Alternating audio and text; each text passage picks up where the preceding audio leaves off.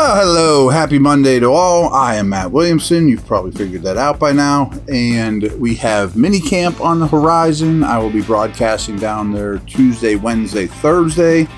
Hoping that ramps up. Who knows that ramps up. OTAs are pretty spirited and impressive. So we'll maybe get a little more out of these three coming up. I'll do my best to give you some insights of what I see.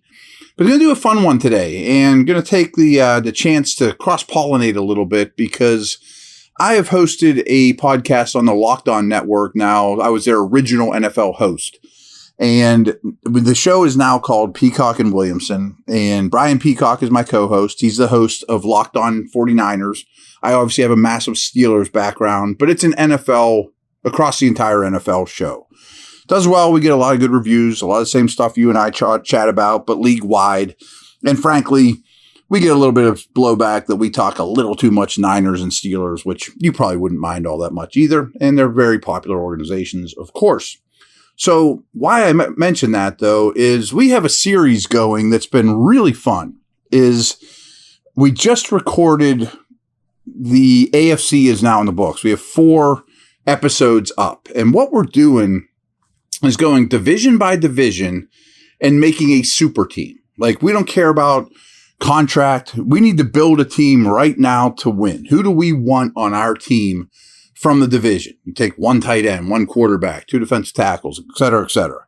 So I thought I would share our choices on the AFC North. And obviously, it's a very good division. You know, like going through the entire AFC, you go through the AFC South and be like, boy, this isn't much of a super team.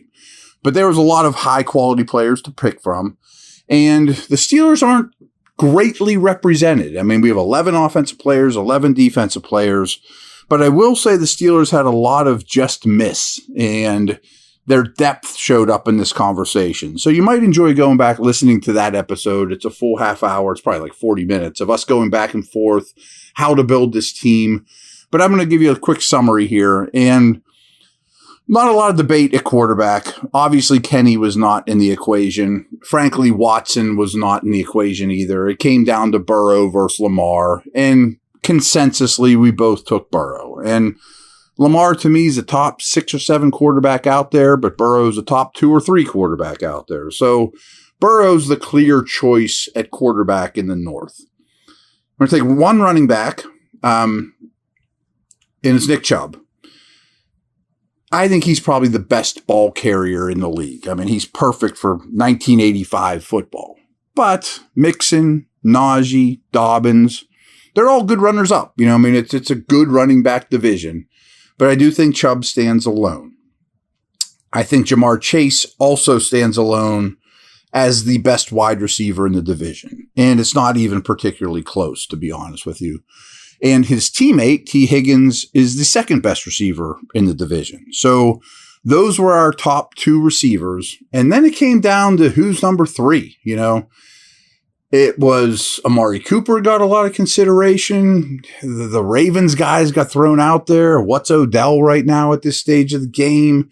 How about Pickens? Boy, what could he become? You know, and we settled on Deontay Johnson. And I pushed strongly for Deontay, basically just saying, this guy's always open. I know his stats weren't remarkable last year, and there were some concerns, but I definitely would take Deontay right now to win this year over Pickens, over Odell, over Bateman, over Amari. But it's a good wide receiver division. It's also a good tight end division. Like Njoku and Freiermuth are 2 of my favorites, and I think both of them are getting better and better. But it has to be Mark Andrews, right? I mean, he's probably the second best tight end in the league, especially from a receiving standpoint, behind Kelsey right now. So again, we've gone all the skill guys and only one Steeler in the mix. And to pull back the curtain of the entire starting offense, Deontay's the only Steeler that got the nod. So the offensive line, center wasn't real strong. I mean, Posick had a good year for the Browns last year, but kind of a so-so backstory, you know, career to that point. I don't think you can consider Mason Cole for that honor. I mean, he's fine, but I mean, if he's a super team center, you're in trouble.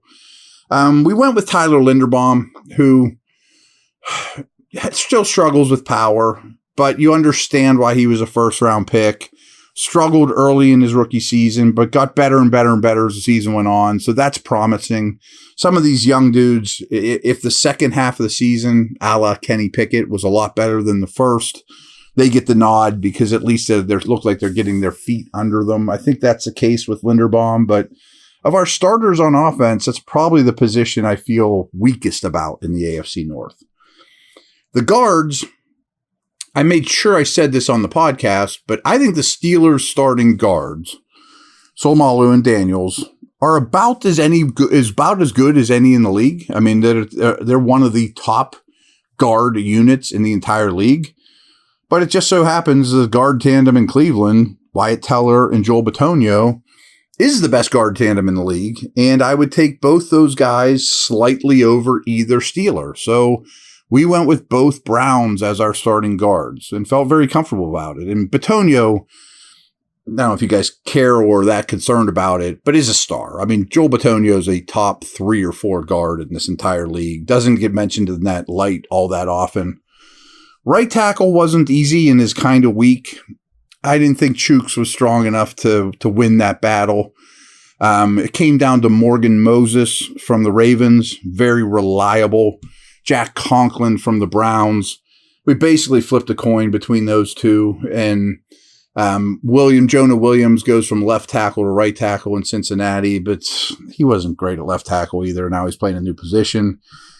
We ended up with Conklin, but center and right tackle weren't ideal for this exercise. I mean, not a great group. Left tackle's a little different. Like my co-host Brian even threw out, what if we put Jones at left tackle? Steelers first round pick. And I said, yeah, but we're trying to win right this minute. You know, like how I said it, we settled on Orlando Brown, you know, who is now a Bengal, formerly a Raven, formerly a Chief. Humongous. And I said, Orlando Brown to me is one of the most overrated tackles in the league, but that doesn't mean he stinks. Wills from the Browns was certainly considered. It should be Stanley from the Ravens. I mean, he's the best player on his best day, but he's ever since that ankle injury before the Steeler game or during the Steeler game, he just has not been the same. So it's a sad story, but Stanley should be the guy. We settled on Orlando Brown. But on a Steelers note, what I said was, if all 3 teams called me as the commissioner of the Steelers and said, we'll give you any of our left tackles straight up for Jones, would you take it? And I said, no, I'd rather roll the dice on what he can become. But right this second, in order to field a super team 2 months from now, I can't put him in there as my starting left tackle. So a lot of near misses for the Steelers on offense, but Deontay was the only offensive guy in our starting 11. I'll be back here with the defense in a moment.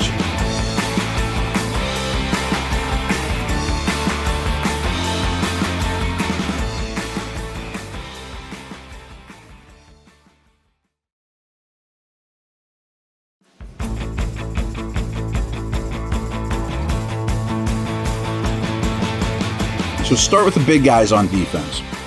It is not a tremendous defensive tackle division. Matt Ibuke is a better player than you think for the Ravens. They signed Tomlinson in Cleveland, who's going to be a big upgrade for them. But Cam Hayward's a slam dunk interior player. I mean, he's the best interior player in the division. And you guys might not understand how good he is, but DJ Reader in Cincinnati is also a tremendous player. He's more nose than Cam is.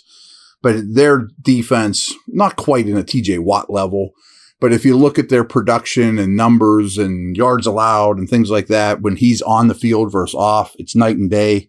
He's a tremendous football player. So Reader and Hayward were our D tackles and felt very confident about that. Felt even more confident about the edge guys. I mean, it's TJ and it's Myles Garrett, and that's as good as it gets. You know, I think we've had this conversation that I think the best edge players on the planet right now are these two, Max Crosby, who doesn't always get lumped in with those dudes, Nick Bosa, and Parsons with the Cowboys. So this division has 2 of them. Boom, throw them in there. Tremendous.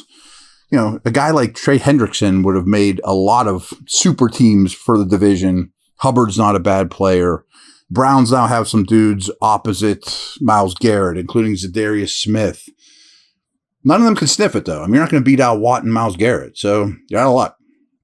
So that's 2 Steelers on defense already, both on the front line, of course. So if we go off the ball linebacker, we only took 2 of these because we're going to take 5 defensive backs. It's not a great off the ball linebacker division. I mean, outside of Roquan Smith, who's clearly number 1, he's hitting his stride. He's, to me, a top 5 true linebacker. Ravens gave up a lot for him, including payment as well as draft picks, but he is clearly the best linebacker in this division. After that, we were kind of reaching, to be honest with you. I kind of lobbied for Wilson or even to a lesser degree, Pratt, both Bengals, both quality players. Are certainly not Roquan Smith. I don't think you could throw Holcomb in that mix. I mean, you absolutely can't at this point. I mean, the linebackers in Cincy are definitely stronger than the Steelers off the ball guys. We went for Jeremiah Owusu-Koramoah, though, and maybe that's bonkers. You know, he hasn't done a ton, but he is highly athletic. There's a lot of upside there. Flies around the field. I probably would have rather had Wilson in Cincinnati, but I didn't have a huge problem with it. And hey, it's a group decision, and BP liked JOK, and I get it because he could be a humongous, contributor next year. So the 2 safeties were also very easy. Minka, boom, plug and play, easy. And clearly the number 2 safety to me in the division is Marcus Williams from Baltimore. Both Minka and Williams are more free than strong. I don't care. They're both just really, really good, especially Minka. And so the secondary, though, with some of these divisions, we would take 3 safeties. Sometimes we'd take 3 corners. We did consider Kyle Hamilton. I mean, he played a ton of slot last year. He would also help out on the second level. He did not get the nod at safety. Delpit's a decent player. I'm kind of excited about Dax Hill, but he wasn't even a starter last year. So we settled on 3 corners. And they're not a blow-you-away group. None of them are Steelers. Hopefully a guy like Joey Porter or even Patrick Peterson could be in this group next year. But we kind of went with the incumbents, the big-name dudes, and Denzel Ward and Marlon Humphrey from the Browns and Ravens, respectively. But both conceded that neither one had a great year, that they both need to rebound a little bit. They would have been easy decisions a year ago. This year was like, that's fine, but it's not exactly Sauce Gardner and Jalen Ramsey, who are our corners in the East. Their name value might be a little better than the players coming off this season. Again, they weren't bad last year. They just weren't great, Ward and Humphrey. And then we went with the nickel, Chidobe Awuzie from Cincy. He was injured much of last year, but he's a quality player. I couldn't come up with a third corner that I loved. I mean, Newsome with the Browns, the other other Bengals dudes, they're okay. I prefer Awuzie. Mike Hilton's not in the conversation, folks. I'd much rather have Awuzie. The other Ravens dudes are fine. Consider Patrick Peterson. You can't throw Joey Porter Jr. in yet, although we do have rookies on these lists. We didn't on this division, but some of the divisions we do have a rookie on there. So that's what we ended up with. So we ended up with, in terms of Steelers, Minka, Cam, TJ, Deontay. So of the 22 spots, the Steelers were the worst representative, but there was a lot of runners up in black and gold, so found that interesting. I mean, it's just a fun exercise we're doing in kind of the quiet times of the season.